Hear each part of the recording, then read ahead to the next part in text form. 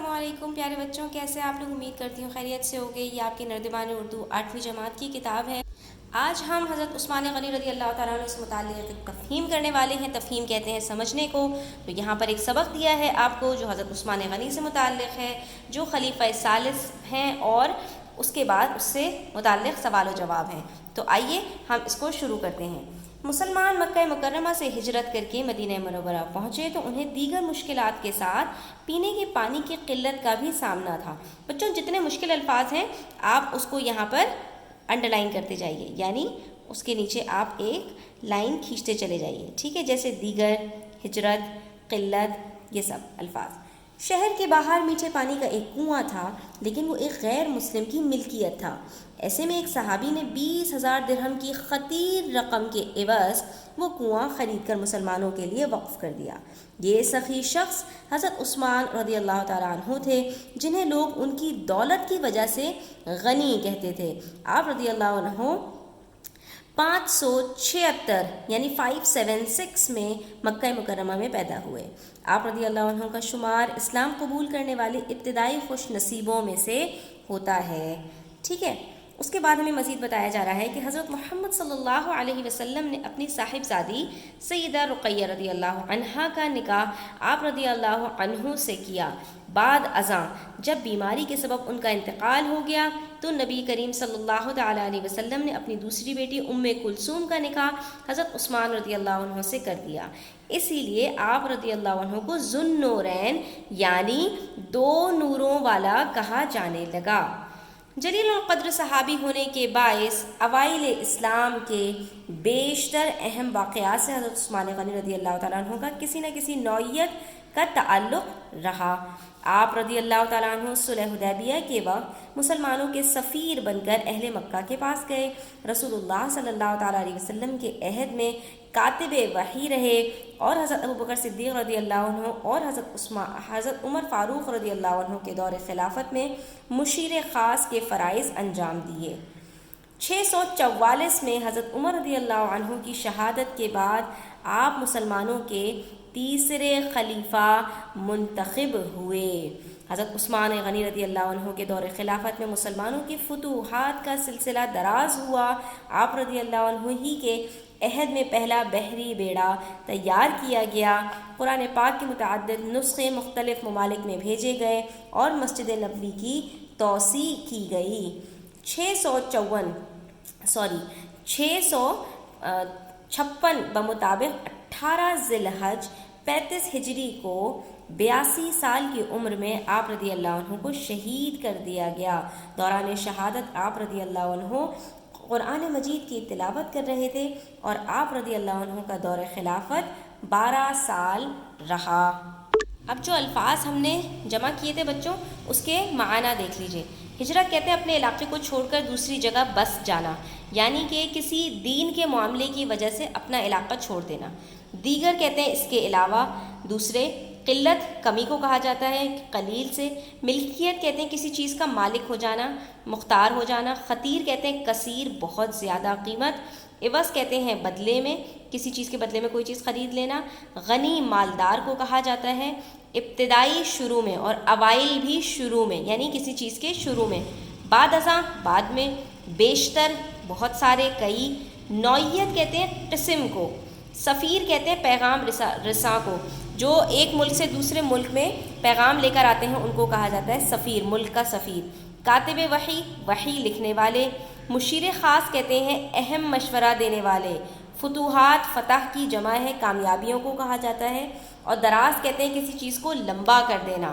توسیع کہتے ہیں وسیع کر دینا، بڑھا دینا، کسی چیز کو بڑا کر دینا۔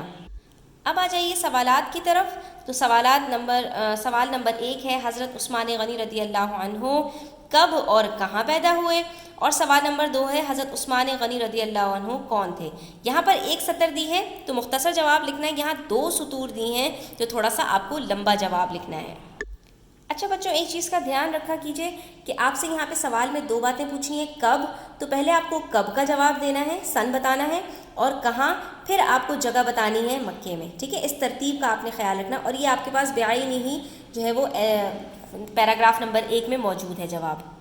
اسی طرح سوال نمبر 2 میں آپ اہم باتیں بتا دیں گے جس سے ان کی شخصیت کی عکاسی ہو کہ وہ کون تھے۔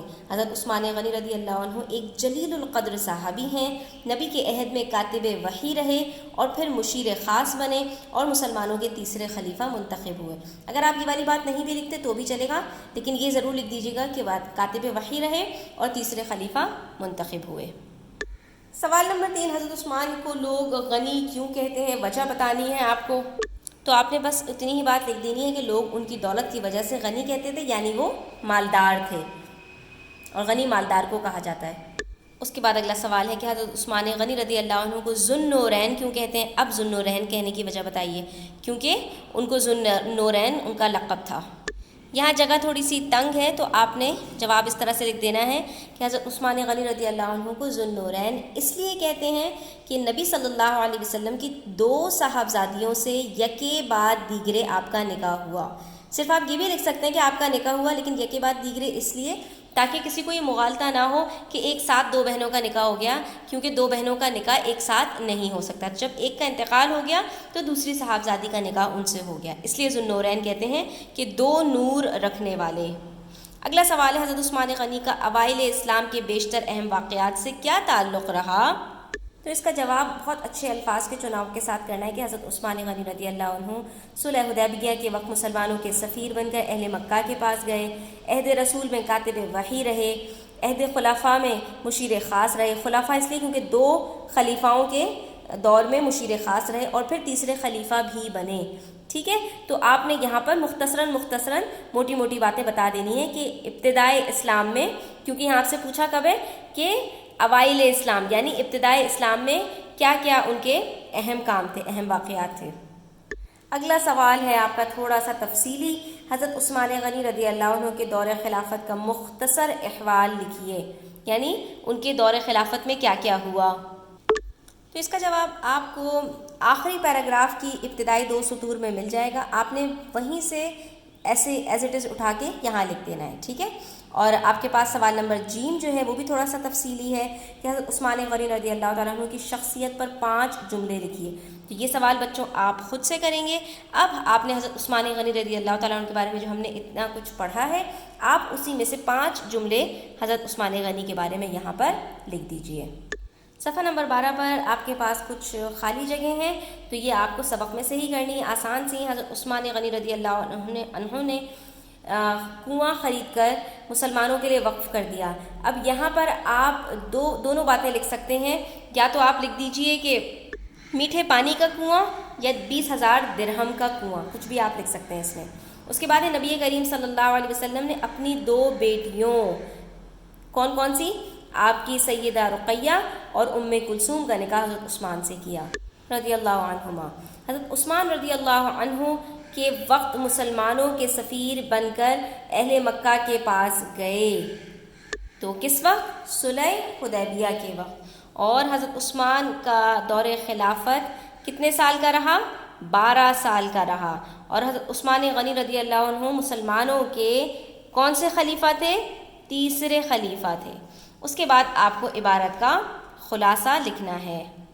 کچھ اس طرح سے لکھیے کہ مسلمان مکہ مکرمہ ہجرت کر کے گئے تو پانی کی کمی کو حل کرنے کے لیے حضرت عثمان رضی اللہ عنہ نے 20,000 درہم کے بدلے ایک کنواں مسلمانوں کے لیے خرید کر وقف کر دیا۔ ان کی سخاوت اور دولت کے باعث ان کو غنی کا خطاب ملا۔ آپ 576 میں مکہ مکرمہ میں پیدا ہوئے اور 656 یعنی 35 ہجری میں شہید ہو گئے۔ آپ کو ذو النورین بھی کہا جاتا ہے کیونکہ حضرت محمد صلی اللہ علیہ وسلم کی 2 صاحبزادیوں سیدہ رقیہ اور ام کلثوم سے یکے بعد دیگرے آپ کا نکاح ہوا، بس آپ کے حصے میں نبی کی آنکھوں کے 2 نور آئے۔ آپ صلح حدیبیہ کے وقت مسلمانوں کے سفیر رہے، نبی کے عہد میں کاتب وحی، پھر حضرت ابوبکر صدیق و عمر رضی اللہ عنہما کے دور میں مشیر خاص رہے اور پھر خلیفہ ثالث بھی بنے۔ آپ کے دور خلافت میں مسلمانوں کو کافی فتوحات ہوئیں، پہلا بحری بیڑا تیار ہوا، قرآن مجید کے نسخے کئی ملکوں میں گئے اور مسجد نبوی کی توسیع بھی ہوئی۔ تو یہ آپ خلاصہ پورا اس میں لکھ سکتے ہیں۔ آپ کچھ کمی بیشی بھی کر سکتے ہیں بچوں۔ ویڈیو کو آخر تک دیکھنے کا بہت شکریہ۔ ویڈیو کو لائک کریں، کامنٹ کریں، شیئر کریں اپنے دوستوں کے ساتھ، بیل آئیکن دبانا نہ بھولیے گا۔ چینل کو سبسکرائب نہیں کیا ہے تو سبسکرائب کر لیجئے۔ اپنا بہت خیال رکھیے گا۔ اللہ حافظ۔